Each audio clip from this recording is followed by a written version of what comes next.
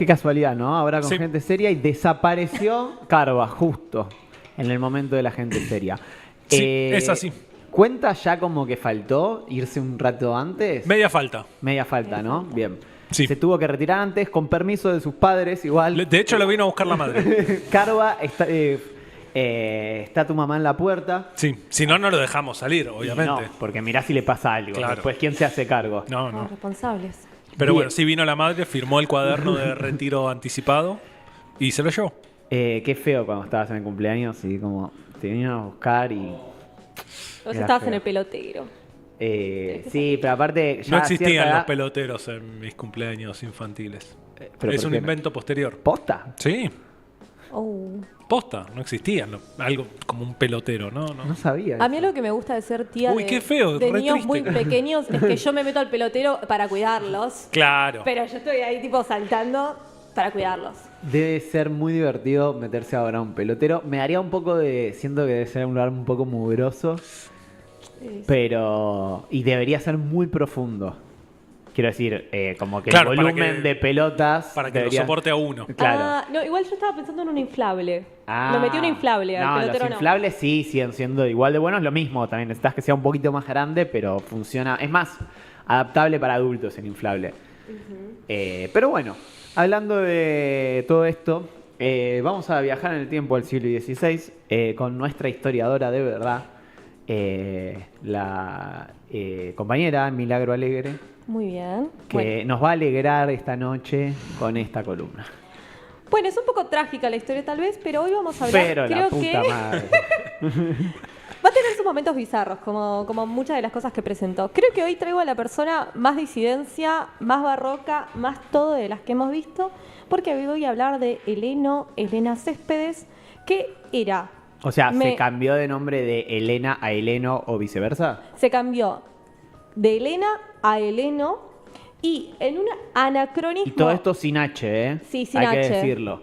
En Porque de Heleno a Elena con H se cambia cualquiera, pero sin H no es tan fácil.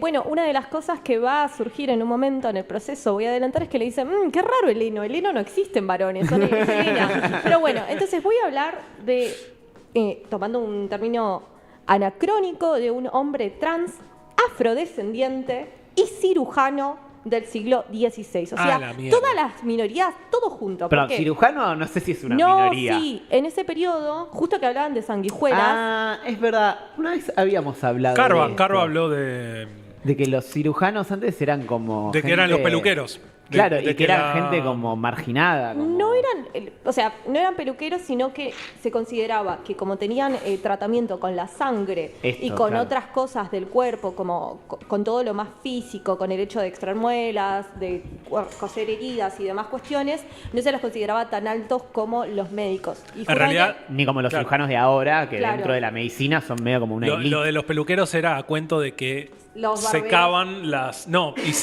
las vendas que usaban para tapar las heridas todas rojas llenas de sangre, las secaban afuera en un palo y se enrollaban y quedaba el coso ese blanco y rojo. que ahora aparecen todas las Que barberías. aparecen todas las barberías, peluquerías. Creo que habrán querido decir barbería, porque se dice así, pero Bueno. se entendió, creo. Bueno, entonces voy a traer un caso, sí, que se incoó, es decir, que se inició en la Inquisición de Toledo. en Perdón, ¿se qué? Incoó. Incoar un proceso judicial, así se dice cuando se inicia. Porque sí, vuelvo a hablar de historia de la justicia, podríamos pensarlo como historia desde abajo también, porque voy a rescatar la vida de esta persona, sí, que nos llega a nuestras manos, al presente, a partir de un expediente de la Inquisición de Toledo, que antes había sido iniciado en una región, lo tengo por acá, bueno, no importa, en un pueblito local, ¿sí? ¿Por qué? Porque a esta persona le habían acusado por parte de la Inquisición por ser una mujer que estaba usurpando el hábito masculino, por ser bígama, por ser sodomita y por ser hereje y blasfema. Un montón de cosas. A ver, vamos a hacerlo un poquito con orden, sí. Hereje sí con H, ¿no? Hereje con H, sí, por supuesto, en este caso sí. A ver, vamos a hablar un poquito de la historia de esta persona que efectivamente en 1587 es procesada por la Inquisición por toda esta serie larga de acusaciones, porque al parecer esta persona había nacido sí, con una genitalidad femenina, pero había tomado hábitos masculinos y se había casado con una mujer. ¿Sí? Ella, como le querramos decir, se casó en 1585 con María del Caño, ¿sí? Que había sido una mujer que lo había tomado como esposo a partir de que él había solicitado la licencia para casarse con ella. Cuando fue a hacer la solicitud, ¿sí? Para poder casarse... Claro, ahí no le dije, el cura no le dijo nada, no le dijo tipo, che, nada. No, sí le dijo algo. Esto es interesante porque ahí inicia sí, el proceso. O era un cura muy progre. No. Muy progre. Para 1587 era como la persona más progre del planeta. O sea, voy a saltar un poco en el tiempo, voy a hablar de la situación por la cual él es juzgado y luego hacemos un recorrido de su vida. A ver, entonces en 1585 él va hacia el vicario sí, de Ocaña, que es el pueblo donde él vivía, para solicitar casarse con María del Caño, que era una mujer más o menos de 18 años, él tenía aproximadamente 35 en ese momento, y al vicario le parece un poco raro, porque es un hombre muy lampiño, entonces no tenía barba, era no muy alto, y además era, bueno, un mulato. Ahora voy a también hablar un poco sobre sus antecedentes familiares. Entonces lo que hace el vicario, ¿sí?, es solicitar que unos cirujanos le hagan un tocamiento y unas visiones para poder ver si efectivamente era hombre o no. Y acá vamos a hablar un poco de la materialidad, ¿sí?, que encarna el sexo y el género en este periodo, que no había distinción real entre sexo y género, sino que era una cuestión de que todo es sexo en este periodo. O sea, no existe la identidad por fuera de la genitalidad, ¿sí? La separación que nosotros hacemos es más bien contemporánea. Bueno, entonces le hacen el tacto, le hacen la revisión dos cirujanos del momento y dicen, ok, sí, bueno, listo, es hombre, se puede casar. Lo que sospechaban era que era eunuco, o sea, como que no habían pensado a priori que era una mujer, sino que decían, tal vez esta persona es eunuco, no tiene la genitalidad de varón completa, pero después de que le hacen la revisión dicen, todo bien.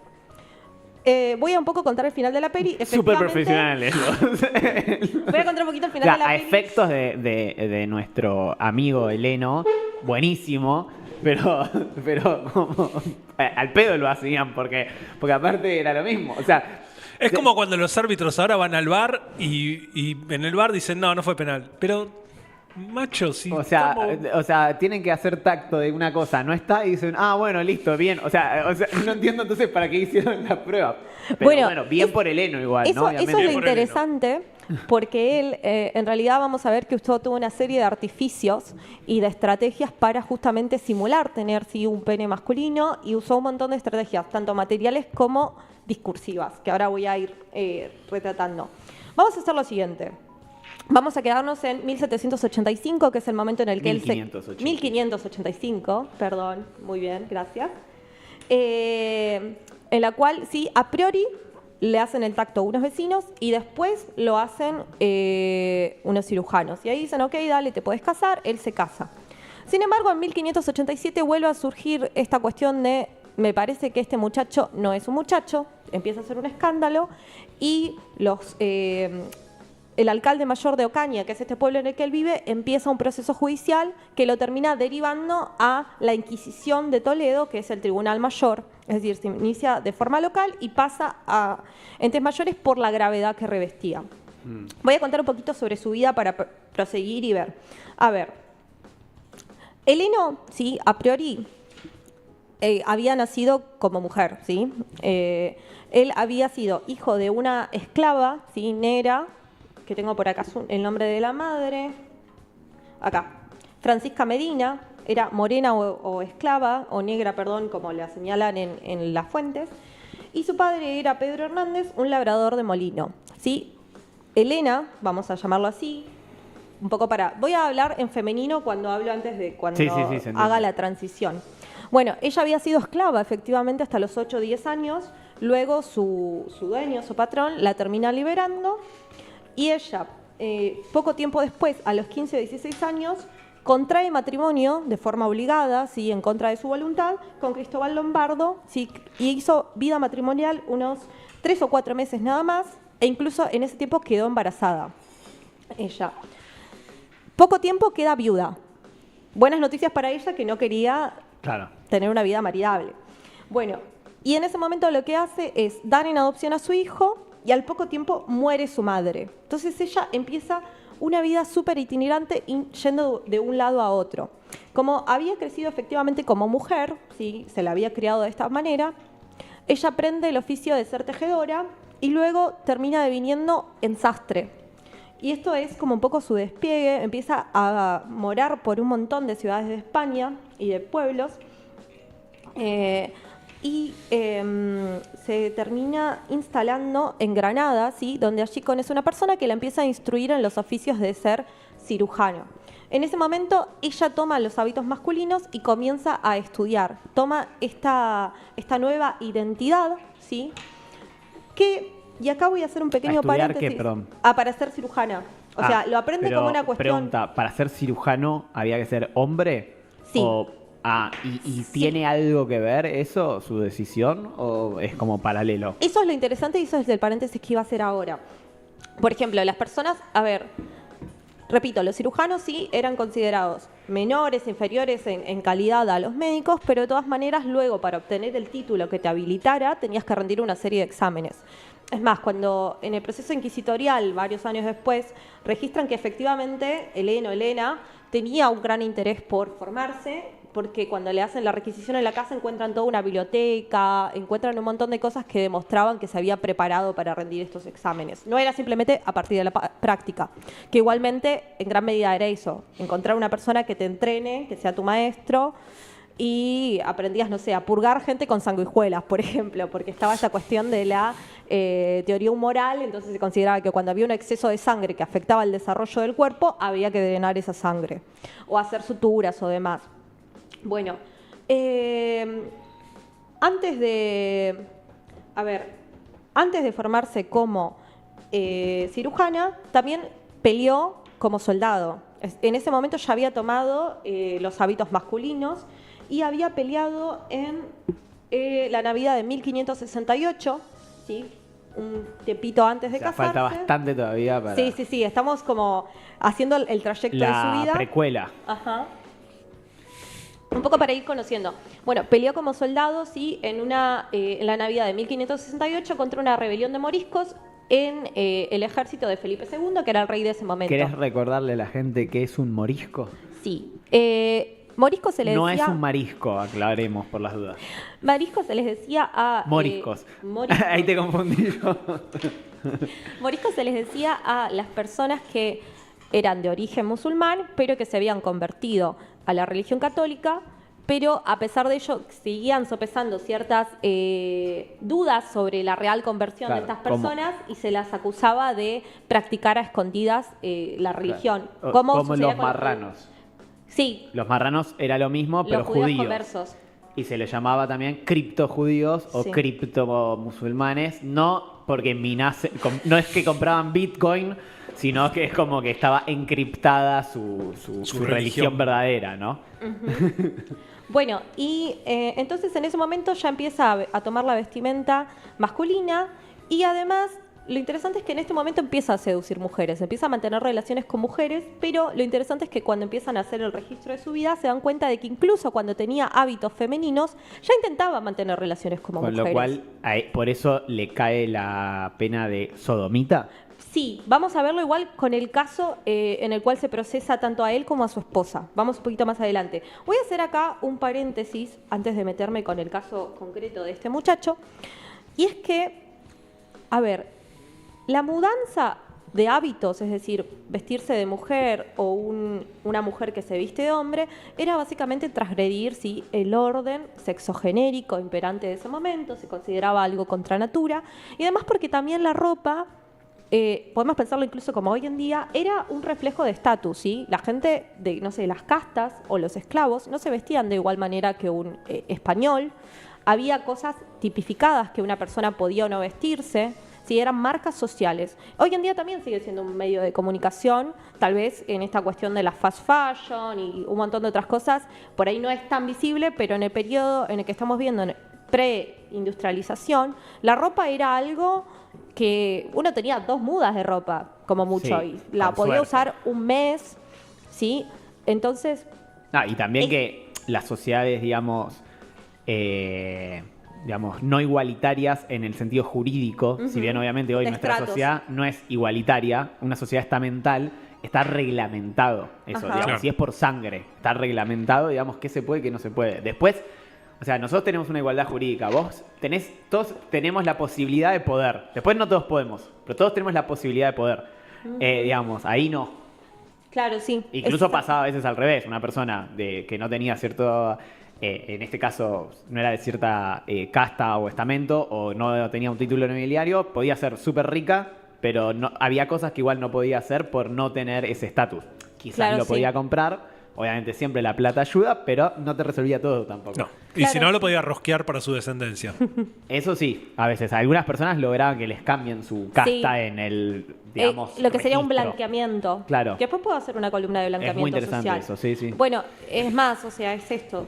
Yo creo que él no podría haber llegado a ser médico, podría haber llegado a ser, y lo fue, cirujano, por una cuestión Claro. de que él era una persona afro. Y esto es muy interesante porque es como un ícono dentro de los estudios de género heleno.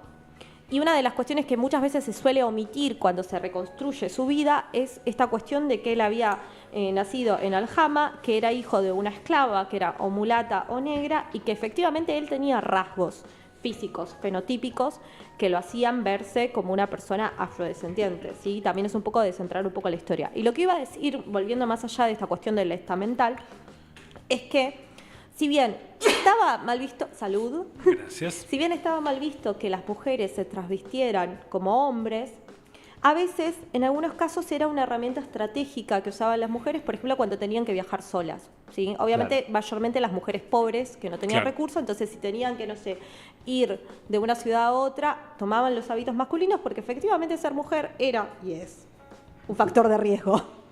Ser asaltada, ser abusada, ser secuestrada, eran cosas que podían suceder, entonces las mujeres a veces lo tomaban. Y acá es lo interesante y un poco lo que ha sido el gran debate de diversos historiadores, antropólogos, por demás, sobre el carácter identitario de Heleno, es si lo podemos o no clasificar como una persona trans. ¿Sí? Porque es efectivamente un anacronismo, no es algo que sea contemporáneo nativo de la época. O sea, Claro. no existía en los expedientes judiciales la definición de trans, sino que es algo que lo podemos pensar nosotros hacia afuera. Y acá es lo siguiente. Como en este periodo no se consideraba a la atracción hacia otra mujer, si eras una mujer, o hacia un hombre, si eras hacia otro hombre, si eras un hombre, o sea, no existía la idea de homosexualidad, de gusto, había algunas personas que pensaban que tal vez habían nacido por un error de la naturaleza en otro cuerpo.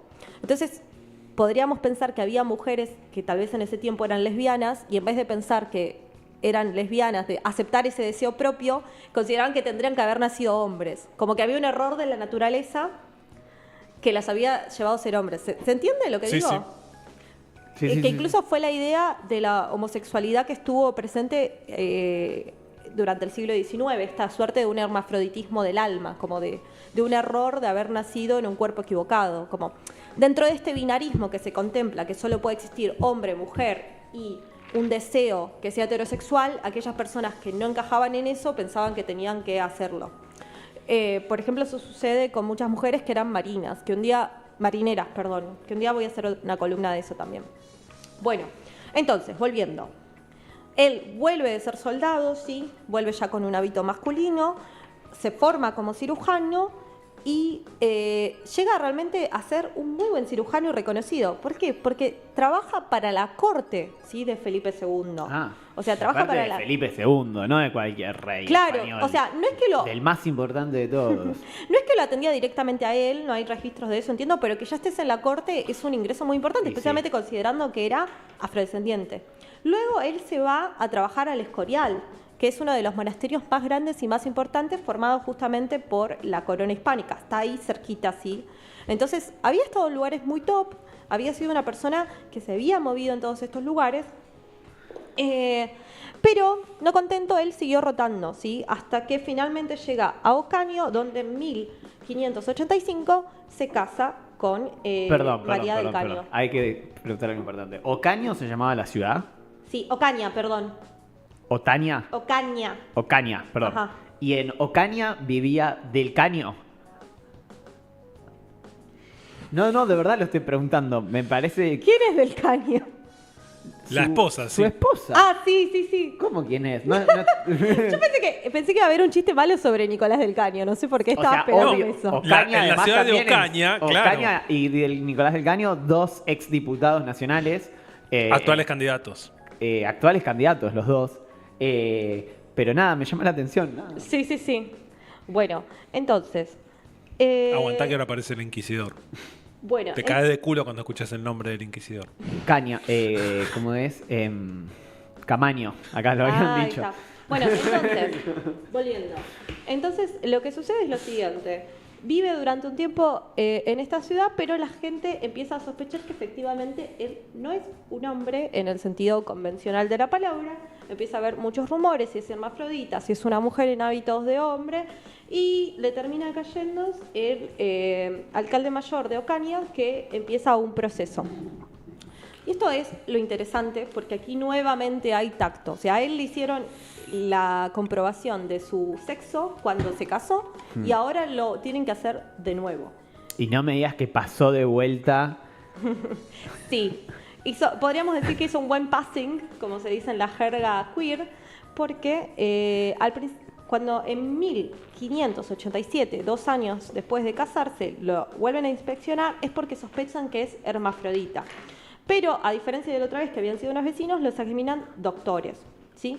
Y acá es lo curioso. Algunos dijeron que vieron el miembro y otros dicen que no lo vieron. O sea, como no es una cuestión unánime, ¿sí? Como en casos, sí, de tanto herejía como sodomía no correspondía al tribunal local, porque era un pueblo pequeñito, lo trasladan la causa a la Inquisición de Toledo, que es una de las principales uno de los principales tribunales. Y acá va a ser lo interesante porque no hacen demasiado énfasis en la cuestión de la sodomía, porque la Inquisición de Toledo no tenía dentro de sí la jurisdicción sobre este pecado delito, ¿sí? Por ejemplo, la de Aragón lo tenía, la de Barcelona, pero la de Toledo no. Entonces se centran más que nada en la cuestión de la herejía y de la bigamia. ¿Por qué? Porque estaba rompiendo un sacramento como era el matrimonio, ¿sí? Se había casado con una mujer siendo una persona que no era un hombre biológicamente.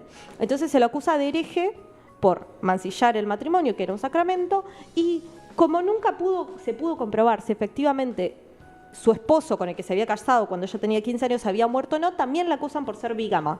O sea, le empiezan como a sumar todas las cosas. Bueno, después lo vuelven a examinar por segunda vez, los doctores Gutiérrez y Villalba sí determinaron efectivamente que era una mujer. Y acá es lo interesante, como se identifica que tenía genitales femeninos, ya no son los hombres quienes pasan a examinarlos, sino que se llama parteras, ¿sí? A parteras y a matronas, que son las ocupadas de un poco la corporalidad femenina. Hay una clara distinción en este periodo entre la salud femenina de quienes se ocupan. Y como son partes pudendas, bueno, se manda a las mujeres. Y acá es lo interesante. Y esto es terrible. Efectivamente, las matronas identifican que es una mujer y para intentar comprobarlo, le introdujeron una vela de sebo por el conducto vaginal para intentar demostrar que era una mujer. Tranqui. Y lo que dicen es que probablemente nunca había sido corrompida, decían que supuestamente era virgen, ¿sí? Porque no había entrado demasiado la vela. A ver, ¿qué es lo que sucede? Cuando pasa esto de que lo identifican como una mujer, cambia su discurso, el heno. Él había dicho siempre, yo soy un hombre biológico. O sea, yo nací con pene, con testículos, pero cuando lo identifican como mujer, dice, no, esperen. Yo en realidad soy hermafrodita. Yo tengo tanto vagina como pene, pero pasa que hace poco se me cayó el pene. Literalmente declara Y me olvidé de eso. agarrarlo, además. Bueno, él lo que dice es que lo que declara es lo siguiente, y acá es muy interesante cómo él empieza a utilizar estratégicamente los discursos para zafarse de la pena capital, que es la pena en la hoguera por ser sodomita, y dice que cuando había tenido a su hijo, ¿sí? con su esposo, cuando él todavía estaba con los hábitos de mujer, había hecho tanta fuerza que se le había roto una parte como de las genitales y que le había salido un pene, y que a partir de esa fuerza se había salido el pene. Vuelven entonces a hacer el tacto, vuelven a mirarlo y las matronas dicen no, o sea, nunca hubo pene acá no hay forma. Entonces la gran pregunta es, ¿cómo hizo para engañar 3 veces? Porque recién a la 4ª vez se determina que biológicamente era una mujer. Bueno, como él era cirujano, tenía cierto conocimiento sobre el cuerpo, podríamos decir, y se había sometido a un montón de intervenciones y artificios para poder disimular el canal vaginal. Es decir, hablan de que se había puesto vinagres, que se había hecho ciertas laceraciones, todo con tal de que al tacto, ¿sí?, no se pudiera palpar su vulva. Es más, cuando le hacen uno de los tactos, le preguntan, pero ¿qué es esto que tenés áspero? Y él dice, no, bueno, fue una herida de guerra. La vieja y confiable herida de guerra. Entonces, una vez que él hace esta declaración, ¿por qué? Porque si es hermafrodita, no es sodomita, ¿sí? O sea, está utilizando... ¿Es una persona ambigua? Sí, pero técnicamente no cabe ningún tipo de transgresión real. Entonces a él le empiezan a hacer 1.000.000 de preguntas para intentar desarmar su discurso. Le preguntan que cómo había sido el género que le habían asignado al nacer. Le dicen justamente, ¿por qué te llamas Heleno? Si Heleno no es un nombre de hombre. O sea, existe Helena, pero claro, Heleno no. Le preguntan cómo le habían tratado sus padres, de qué manera lo habían criado, cuál había sido su primer oficio. ¿De qué equipo era? ¿Cómo forma el Real Madrid? Si sos tan chabón. Bueno, entonces, sí, lo que sucede también es que citan a su esposa. ¿Por qué? Porque lo que empiezan a sospechar es que la esposa, que ella declara no saber nada sobre la realidad de Heleno, tal vez era justamente cómplice. Porque ellos dicen, ¿cómo estuviste 2 años casada con una persona y no te diste cuenta? Entonces ella dice... Soy asexual. Muy. No, es que en realidad como lo que sostiene Heleno es que él efectivamente tenía pene, es que dice, yo cumplía con mi débito conyugal. Justo se me cayó en la entrada, no me vas a creer lo que me pasó. No, o sea... No, lo que él dice es como, yo en tanto tenía un pequeño pene, ¿sí? Efectivamente, yo cumplía con mi débito conyugal. Y él dice, yo seminaba a María del Caño. Suena muy feo. Pero él dice, yo cumplía con el débito conyugal, yo mantenía relaciones con ella, e incluso María del Caño dice, yo yací muchas veces con él, e incluso creo que estoy embarazada. Por las dudas. Sí, como, porque si se demostraba que efectivamente eran 2 mujeres que habían engañado a la Inquisición, les caía la pena de ser sodomitas. Claro, igual siento que pase lo que pase, iba a terminar en la hoguera, ¿no? Como que estaba muy complicada la situación. Ahora vamos a ver su pena, que es bastante teatral. Pero bueno, entonces le preguntan a ella, ¿cómo nunca te diste cuenta? Y ella dice, bueno, yo la verdad es que me casé siendo doncella, yo no tengo idea de cómo se ve un miembro masculino. Buena respuesta. No hay ESI, no la inventaron todavía. Claro, o sea, piensen que las mujeres eso, simplemente se casaban con alguien y en teoría pasaban el resto de la vida con esa persona. Y ella dice, bueno, o sea, Heleno siempre era como muy reacio, yo aunque lo había intentado como tocar o ver, nunca me lo permitía, claro, pero habíamos mantenido relaciones. Entonces lo que empieza a pensar la Inquisición, y acá dice como, hay olorcito asado, hay olor a fuego que se está prendiendo, es que utilizaban artificios, tal como había charlado yo la otra vez en la columna que se llama famosa Lesbianas... Columna de las cañas. De las cañitas, ¿sí? Porque en este periodo las lesbianas o las personas queer o disidentes, como queramos decir, eran muy creativas también y se generaban sus propios vínculos. Entonces, esto era terrible. La Inquisición estaba revoloteando. Entonces, intentan todo el tiempo que confesan, ninguno lo quiere hacer. Entonces la Inquisición dice, bueno, basta. La terminan condenando de todas maneras, ¿sí? Y tiene 2 penas.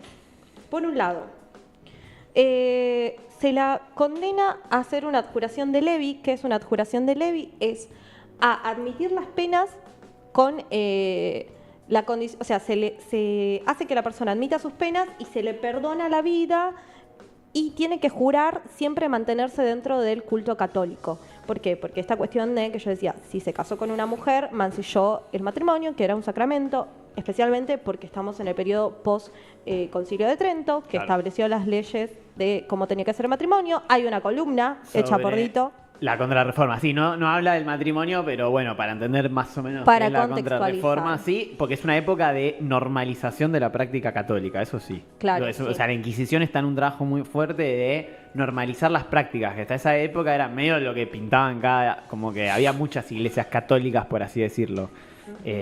Y sobre todo la población más baja no conocía ni siquiera muy bien esas prácticas, digamos. Claro, sí, era una cuestión de costumbre, podríamos decir. Bueno, entonces, además de hacer este juramento, lo que hacen es una procesión, ¿sí?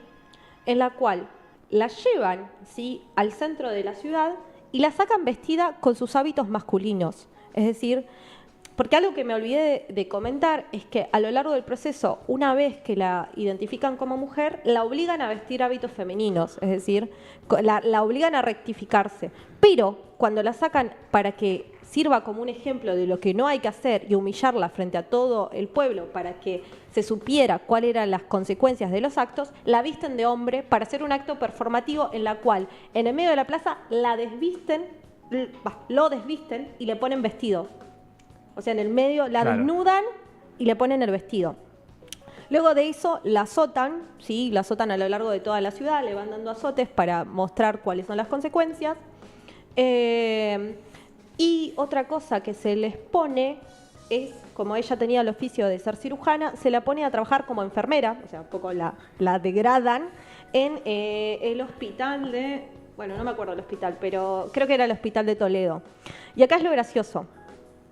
La condenan a trabajar 10 años, sí, a trabajos forzados en este lugar, pero lo que empieza a suceder es que los propios cirujanos y médicos de ese hospital se empiezan a quejar de la presencia de Elena, porque la gente la buscaba para atenderse con ella. O sea, se había vuelto como un poco también un ícono y la gente quería atenderse con ella, entonces luego la tienen que trasladar a otro hospital. Y bueno, esa es un poco la historia de este ser tan singular, ¿sí?, que vivió en el siglo XVI. Podemos decir que era una persona trans.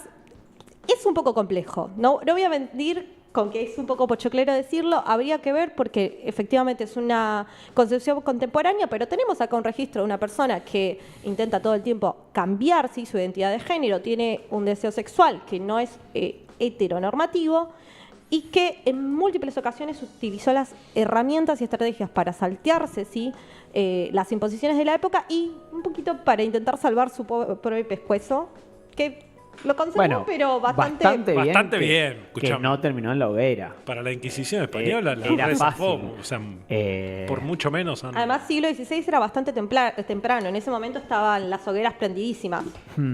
Sí. Bueno. Te hago una pregunta. Vos elegiste una canción, pero hay un clamor popular por poner una canción que a mí no me gusta, pero que muchas personas propusieron, que es Elena No. Sí. Bueno, está bien. ¿Cómo no se me ocurrió? Yo iba a poner... Fede también, creo que la tenía ahí preparada porque me mandó un mensaje. ¡Qué genio! Así que nos vamos a ir de este programa de colección escuchando Elena No de Los Grosos, algo así se llama la banda, alguien lo puso por ahí. Un One Hit Wonder, digamos. Y un saludo al doctor Nestor, no sé bien cómo se escribe, que no solo que nos sigue enviando euros, ya estamos por llegar al número, sino que... dijo al fin una columna sobre cirugías. Así Bien. que se ve que, no sé si es doctor de verdad. Te olvidé decir que, a ver, se la dedicamos a doctor Néstor y después a nuestra oyente. Mariona. Y a Mariona, ¿no era? Sí, que aparte estaba escuchando, mandó un mensaje y además otra columna sobre España. Claro, y de desviados. Quiero decirle a esa mujer que me alegró el día cuando mandó ese mensajito. Así que bueno, muchas gracias a todos. Bueno, nos vemos la semana que viene cuando comience un nuevo Ciencia del Fin del Mundo, etcétera. Adiós.